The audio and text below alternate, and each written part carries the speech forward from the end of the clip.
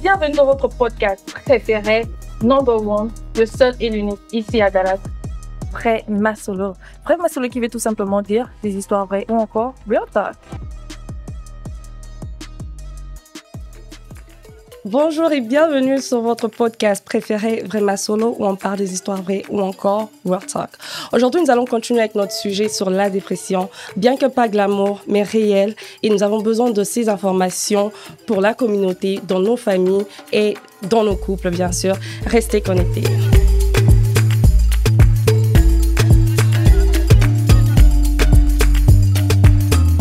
Alors, comme je l'ai dit, nous continuons avec notre sujet sur la dépression. Avec le même invité, bonsoir Dr Chris. Bonsoir Priscilla. Comment vous allez? Ça va? Ça va très bien? Tout marche.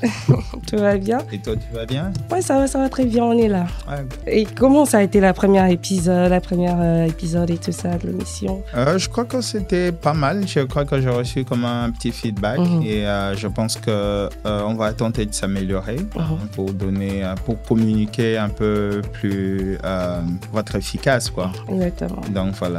Exactement. Et à vous tous qui avez suivi la première épisode, nous vous demandons de le partager avec vos proches pour répandre cette bonne nouvelle. Ça peut sauver de vies partout dans le monde entier.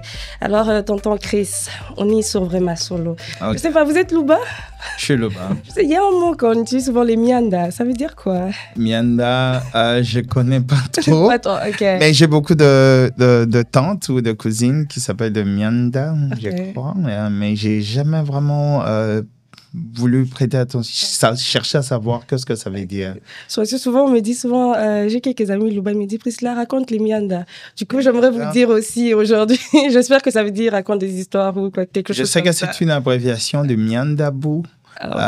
Mais mianda, je connais pas vraiment qu'est-ce que ça veut dire. D'accord. Mais, c'est un devoir après l'émission d'aller chercher. Je vais vraiment chercher. Ok, d'accord. Bon, c'est ce que je voulais dire. Racontez-nous. Sur Vrema Solo. On parle de la dépression. Mais aujourd'hui, j'aimerais qu'on entre un peu avec le couple, la famille, les femmes. L'autre fois, vous avez parlé, mais c'était pas trop deep. Okay, alors aujourd'hui, on va encore écouter les docteurs Chris. Et aujourd'hui, on va parler de facteurs aussi de la dépression. Okay. Et quand j'ai fait quelques recherches, ça disait que non, la dépression influence la communication dans le couple. Okay. Ça influence aussi l'intimité. Okay, je vois. Et ça ramène aussi de conflits. Ah oui, d'accord. Du coup, je veux savoir de votre côté, qu'est-ce que vous pensez par rapport à ces trois facteurs? Voilà. Il y a beaucoup de facteurs. Hein. Il faudra peut-être faire un travail là-dessus. Donc, c'est-à-dire, on va essayer de le regrouper pour être beaucoup plus cohérent. Voilà. Donc, il y a des facteurs qu'on appelle des facteurs personnels. Vous voyez, vous parlez du couple. C'est-à-dire, on sous-entend qu'il y a deux personnes qui se mettent ensemble. Voilà. Alors, les deux personnes ont différemment un background personnel. Vous voyez? Alors, le premier facteur que nous pourrons proposer aujourd'hui, ce serait le facteur personnel. Donc, les deux personnes venant de deux sociétés différentes, de deux configurations différentes, doivent se mettre ensemble. C'est-à-dire, ils ont deux backgrounds différents. Alors, le facteur personnel ici inclut du fait que quelqu'un pourrait avoir des traumatismes lors de son enfance, par exemple, ou un passé avec une notion, évidemment, de dépression, ou bien de notions aussi familiales. Et il y a aussi des gens comme ça, quand il vient dans le couple, il a un estime de soi pas important. Il n'en a même pas. Alors, vous voyez, c'est déjà quelqu'un qui est prédisposé à une certaine dépression. Ça peut être du côté de l'homme, ça peut être du côté de la femme. Maintenant, vous mettez les deux personnes prédisposées déjà avec tous ces facteurs, alors ceci pourra maintenant nous conduire peut-être au deuxième facteur. Il y a le deuxième facteur qu'on appelle des facteurs relationnels. Évidemment, tout ce que tu as énuméré, l'intimité, la communication, il y a le soutien émotionnel. Vous voyez, quelqu'un qui est déjà prédisposé, qui déjà de par son passé, qui de par sa vie antécédente est prédisposé, et voire même, on a parlé la fois dernière d'une dépression génétique. Et donc, vous voyez, quelqu'un qui sort d'une famille déjà déprimante peut facilement, en ces moments, avec des facteurs de communication qui ne prend pas de place dans la relation, peut facilement tomber dans la dépression. Ouais. Alors, dans le facteur, si je reviens dans le facteur maintenant relationnel, où tu as énuméré, il y a l'intimité, il y a le manque de communication, le soutien émotionnel. C'est vraiment des facteurs qui peuvent ouvrir une porte vers la dépression. Exactement. Ouais. Le soutien émotionnel, je vais donner carrément un exemple, c'est que j'étais à la maison une fois, c'est le soir, ma femme était en train de travailler, j'ai passé, je l'ai vue pendant de travailler, elle était un peu comme triste, et puis j'ai vu, elle avait un peu de petites larmes d'ailleurs. Alors j'ai vu, je suis passé. Et je suis revenu, je lui ai demandé, pendant qu'elle prenait sa pause, je lui ai dit, qu'est-ce qui ne va pas? Et puis elle me dit, non, mais mon manager, là, il est en train de m'embêter, il parle beaucoup. Et je crois qu'elle avait un poids émotionnel au moment. Alors, j'ai compris ça. Heureusement pour moi, peut-être parce que je suis médecin, j'ai compris que, c'est la seule femme que j'ai, au risque, ça risque d'ouvrir quelque chose ici sur le plan émotionnel. Alors, là, c'est le moment que ce que j'ai dû faire, je l'ai appelé et je lui ai dit, est-ce que tu peux appeler ton superviseur maintenant? Je vais lui parler. Il doit savoir que tu as un homme. Elle s'est sentie protégée. Alors, c'était juste une façon de la motiver. Je savais que je ne pouvais pas le faire. Alors, elle-même aussi, elle savait que je n'allais pas le faire. Alors, mais ça lui a donné juste... j'ai pu obtenir un sourire chez elle. Et là, comme on parlait la fois dernière, il y a des hormones de bonheur. Je crois qu'à ces moments-là, elle avait évidemment sécrété une hormone, peut-être de la sérotonine, et qui l'a détendue au moment. Vous voyez? Alors, ça, c'est des facteurs relationnels. Vous voyez? Il y a un manque de soutien émotionnel, manque de communication, manque d'intimité. Alors, j'aimerais souligner ici, lorsqu'on parle de l'intimité, l'intimité ne fait pas carrément allusion au rapport physique. Lorsqu'on parle de l'intimité, c'est vraiment un rapprochement. Dans l'intimité, il y a ces beaux livres que j'aime beaucoup, c'est qu'on parle de 5 languages of love, tu vois. Et c'est important de comprendre le 5 langages d'amour avec de ton partenaire, c'est-à-dire avec quelqu'un avec qui vous êtes en couple. Parce que l'intimité définit évidemment toutes ces différentes catégories de 5 langages. Ouais. Il y a des personnes, évidemment, qui sont sensibles, qui sont leur langage communicationnel et le toucher. Et certains, c'est savoir parler, savoir entendre, savoir... le service, sortir avec. Quand vous arrivez à entrer, à accéder, parce que l'intimité, c'est quelque chose où on accède. C'est pas simplement quelque chose où on constate, non. Voilà, où on vit, non. Il faut accéder parce que c'est quelque chose qui est personnel à la personne, voyez. Et du coup, si vous devriez mettre en intimité, c'est-à-dire vous accédez à une certaine dimension que d'autres ne peuvent pas y accéder. Ouais. Alors, c'est le 5 langages-là vous permet d'établir une observation, de connaître. Du coup, ça vous permet de connaître vraiment la personne avec qui vous êtes parce que vous donnez du temps à vouloir étudier la personne et la connaître. Et du coup, vous savez quoi appliquer. Ouais, voilà. Donc, ce manque d'intimité, évidemment, peut ouvrir une porte vers la dépression parce que le conjoint se sent pas compris dans la relation. J'aime juste ce que vous êtes en train de dire, que cela peut toucher ce ne se sent pas compris et du coup, tout ce qu'il a appris de son background et toi, évidemment, quand vous vous mettez, il ne se sent pas compris, tu ne le connais pas. Vous voyez, tous ces facteurs. Mais il y a aussi de derniers facteurs qu'on appelle de facteurs particuliers au mariage.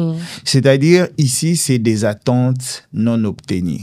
C'est-à-dire, il y a des garçons, il y a des matures comme ça, hein, des garçons. Nous, généralement, nous, les hommes, on parle. Avant le mariage, je t'ai fait beaucoup de promesses. Beaucoup. Voilà, tu as l'impression, là, je vais t'acheter la Lune, je vais t'acheter les soleils, on pourra aller à la planète Mars.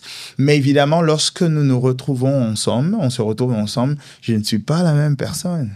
Ouais, je deviens plus. Donc, les attentes non obtenues peuvent décevoir l'autre. Exactement. Et la déception peut ouvrir une porte vers la dépression. Et il y a aussi de facteurs, un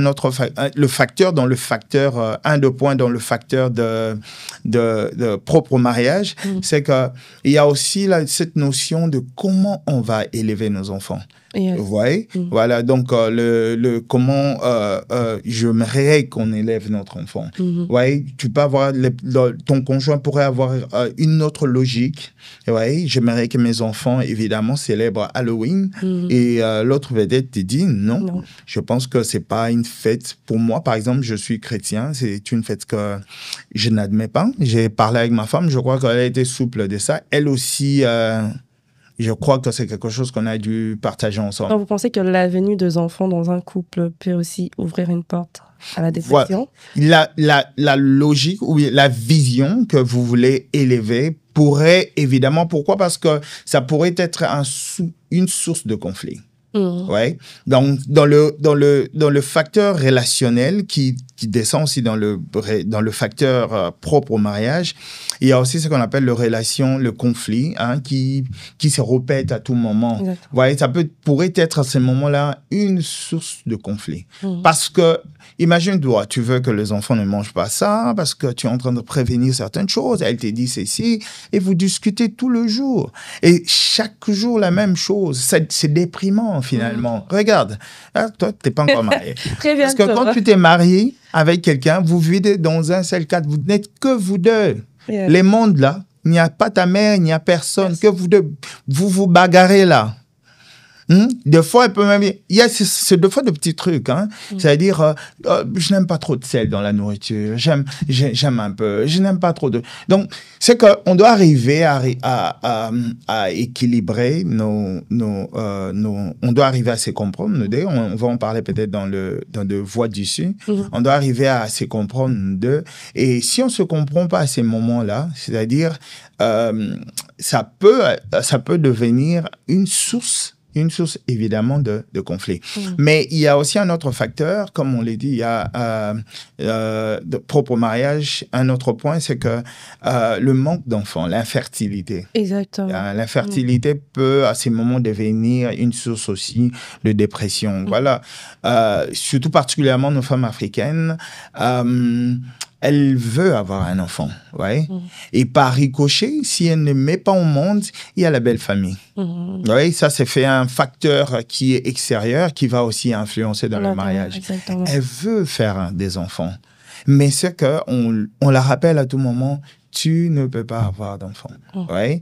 Ça peut vraiment devenir une source, ça peut être une source vraiment de dépression parce qu'elle va y réfléchir, elle va cogiter sur ça et finalement, ça peut ouvrir une porte vers la tristesse. Du coup, on peut dire que c'est plus la femme qui subit la dépression que l'homme. Non, nous sommes évidemment en train de parler de la femme. Je ne sais pas pourquoi, parce que tu es là devant moi. Okay. Oui. La femme en souffre, mais l'homme également. L'homme ne parle juste pas. Voilà. Il n'exprime pas ses émotions aussi. Voilà. Quand je dis le soutien émotionnel, malheureusement, nos sociétés partout dans le monde, l'homme, voilà, quand nous naissons, nous ne savons pas exactement qui nous sommes. Nous ne savons pas si je suis un homme, si je suis une femme. Ouais, c'est l'environnement. L'environnement ici inclut le parent, inclut tout le monde, qui nous fait comprendre que tu es masculin et tu es féminin. Ouais. Donc, l'homme des natures dans la société est éduqué de telle sorte qu'il intériorise ses émotions. Ouais. Et la femme a tendance à l'exprimer. L'homme aussi en souffre, mais seulement il a cette capacité évidemment de pouvoir emmagasiner. Mais comme je l'ai dit, parmi le facteur évidemment relationnel, on a besoin du soutien émotionnel. L'homme aussi en a besoin. Imaginez un homme qui va au travail, évidemment, parce que ça arrive, hein, beaucoup d'hommes, ils vont au travail, on le renvoie carrément. Et c'est vraiment majoritaire même. Les hommes, une fois chassé du boulot, il peut rentrer, avant de les communiquer à sa femme, il prend vraiment du temps des fois de réfléchir. Il peut en garder même 2 jours. Et il est à la maison, voilà, il réfléchit comment te les dire. Maintenant, imagine cet homme qui est au travail avec toutes ces pressions et tout, arriver à la maison, mais il y a une femme qui est très exigeante et qui peut-être qui est insolente et qui des fois ne sait même pas comment recevoir son mari, comment peut-être créer une bonne ambiance à la maison. Du coup, ça peut ouvrir une porte vers la dépression. Et surtout que la fois dernière, nous avons dit ici, si nous sommes des Africains, des étrangers, nous sommes venus en Amérique. Admettons qu'au pays, tu étais un lawyer et tu étais vraiment, vraiment, j'ai envie de le dire. On s'occupe. Yes, voilà. Donc, tu étais le boss, quoi. Boss. Et tout. Et tu arrives ici et du coup, on t'envoie là aller travailler. Tu connais notre travail. Va là-bas, va travailler. Et puis, il y a un petit là qui te malmène. Alors, tout ça, ça crée un conflit émotionnel des fois dans nos esprits, mais on veut rester fort. On ne les dit pas, on l'intériorise. Et ça, c'est vraiment très dangereux parce que à ce moment, vous devenez vous sécrétez beaucoup d'hormones, évidemment, qui peuvent déréguler principalement le cortisol, les catécholamines. Ça peut vous emmener à des pressions artérielles et tu fais de l'hypertension. Mais comme on le disait la fois dernière, le catécholamine et le noradrénaline sont hyperglycémiantes aussi. C'est-à-dire, ça produit beaucoup de sucre et ça peut te conduire dans des maladies comme les diabètes et tout ça. Okay. Yes, parce que tu es émotionnellement stressé à tout moment. Ouais. Mais il y a aussi une notion ici, évidemment, parmi des facteurs relationnels, évidemment, dans le cas d'intimité, quand on remarque ceci, on remarque qu'il y a aussi une sorte de perte bon, je vais dire comme ça, perte de besoins physiques, c'est-à-dire on appelle ça la libido. Okay. Et tout ça est simplement lié quand on stresse, quand on déprime, c'est-à-dire on peut avoir une dérégulation de l'ocytocine, on l'a dit la fois dernière, l'ocytocine, qui est cette hormone qui te donne du plaisir, qui favorise le plaisir.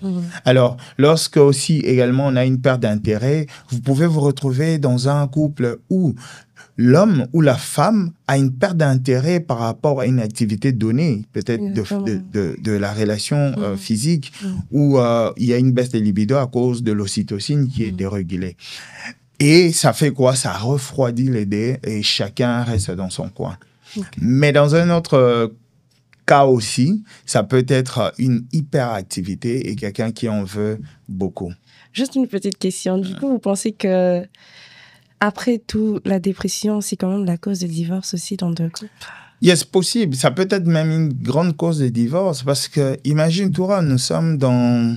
Parce que, regarde... Parce qu'après avoir entendu tous ces facteurs, je me dis... Mais évidemment, il y a des gens déjà qui sont divorcés émotionnellement, mais simplement, ils vivent parce que nous devrions vivre, vous voyez? Mais déconnectés déjà émotionnellement. Mais bon, évidemment, je suis chrétien.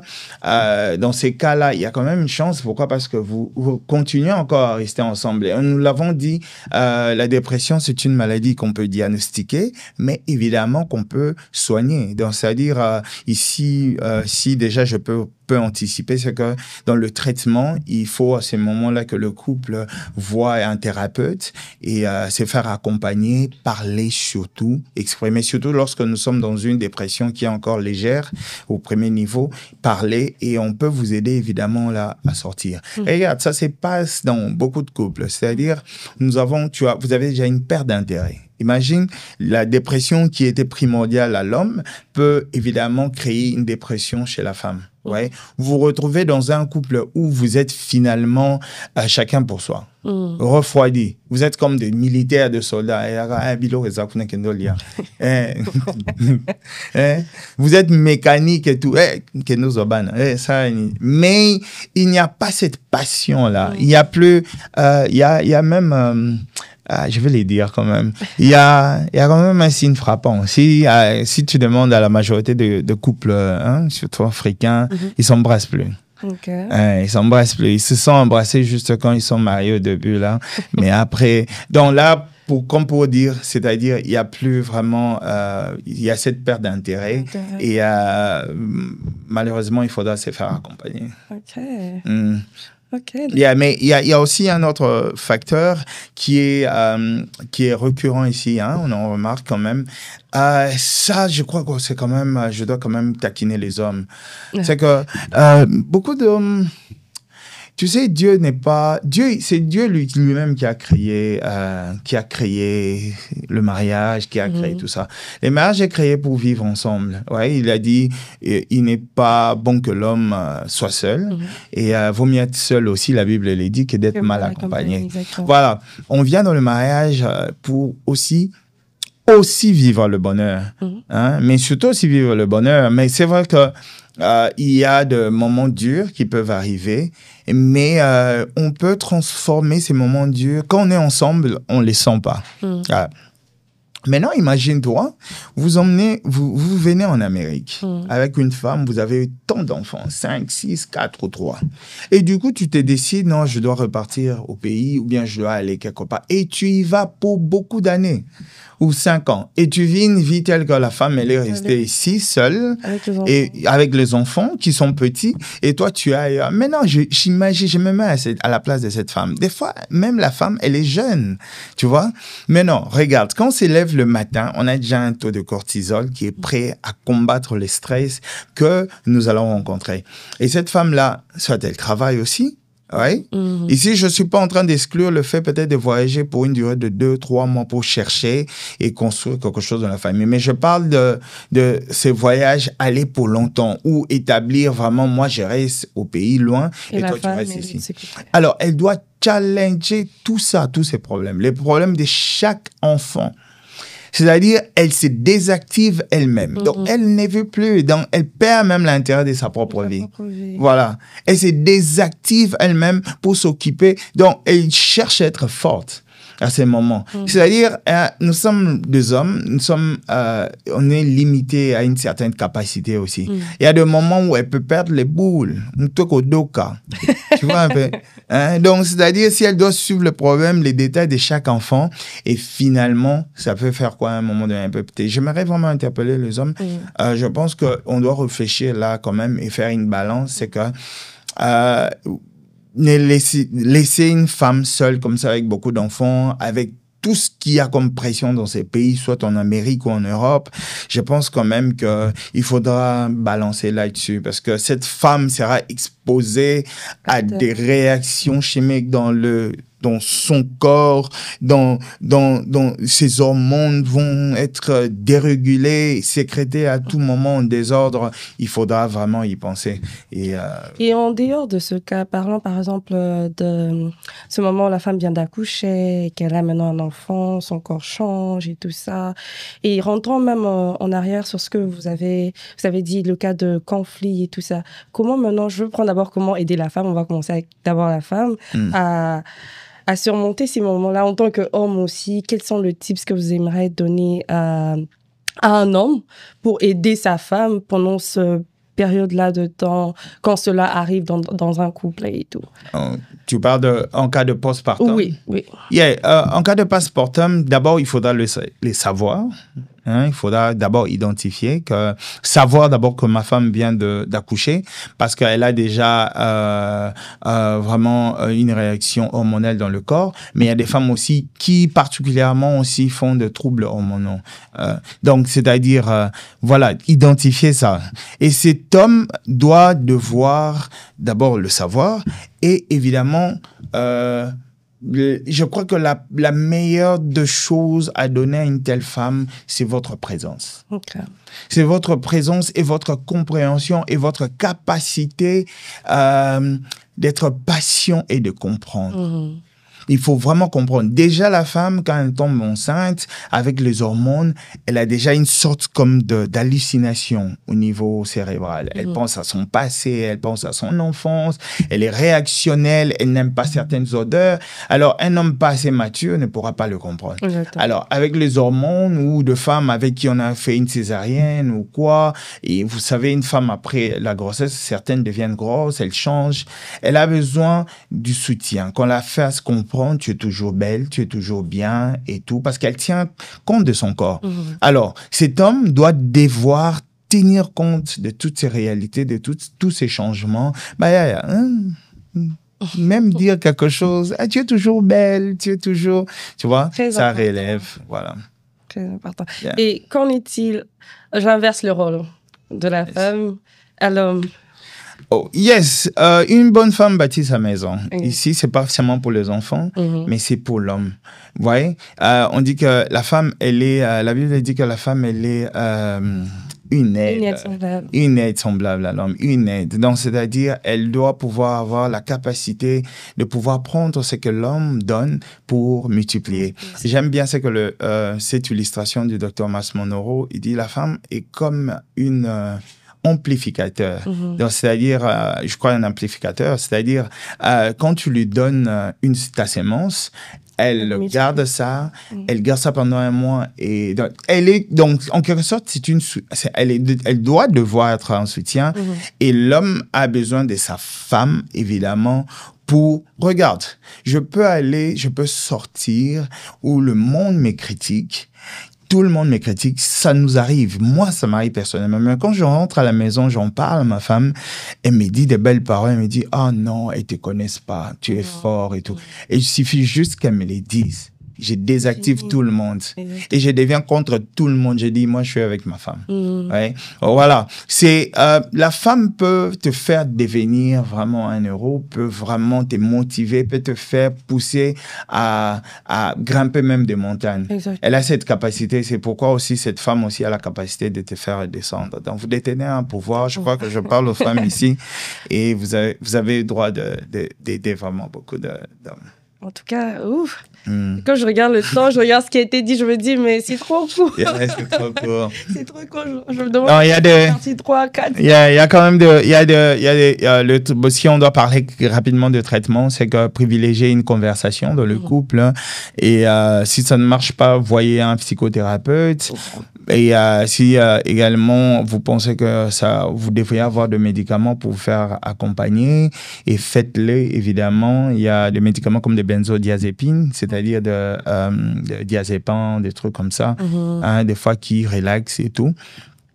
Et aussi, gérer un peu votre environnement parce que, comme on l'a dit, il y a un autre facteur qui est vraiment environnemental. Le monde veut définir votre couple, veut vous définir. C'est à vous de vous définir. Exactement. C'est à vous de placer de lignes, des barrières et tout ça.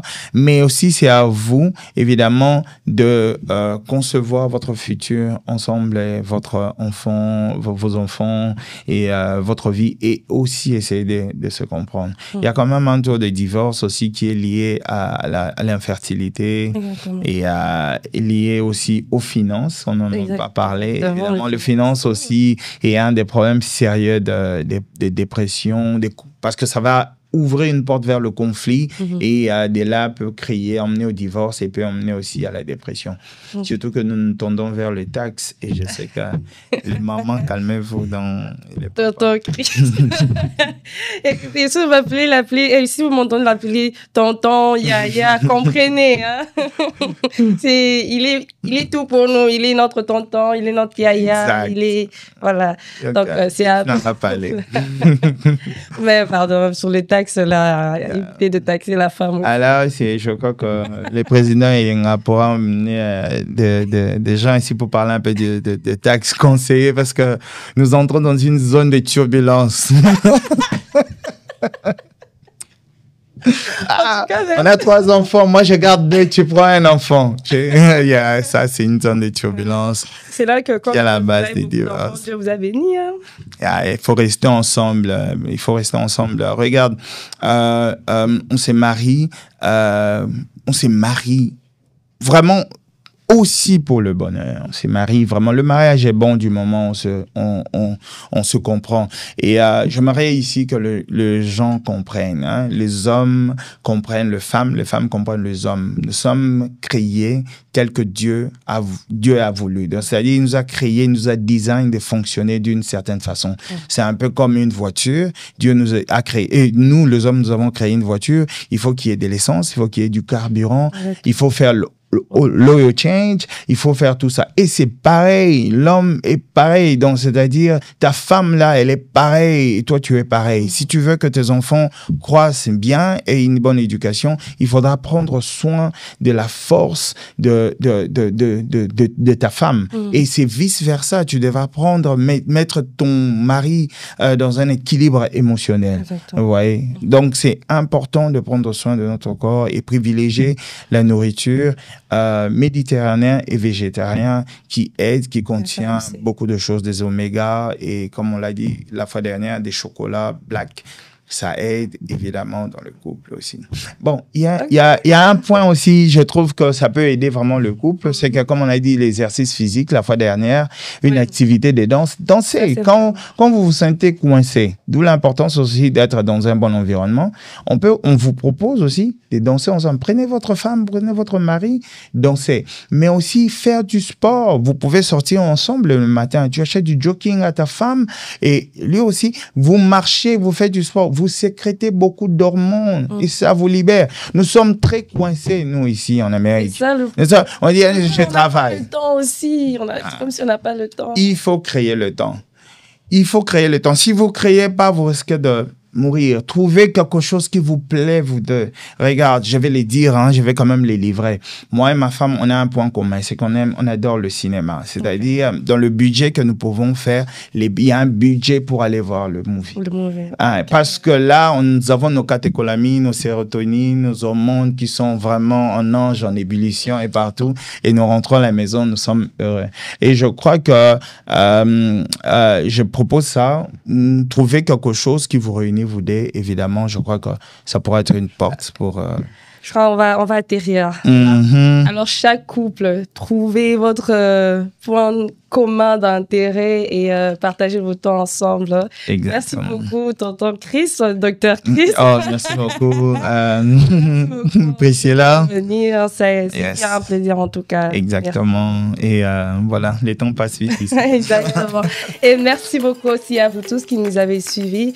Assurez-vous d'être abonnés, de vous abonner dans notre chaîne YouTube, de cliquer sur la cloche de notification, partager la vidéo à un ou deux de vos amis pour ne rien manquer. Bye bye. Bye bye.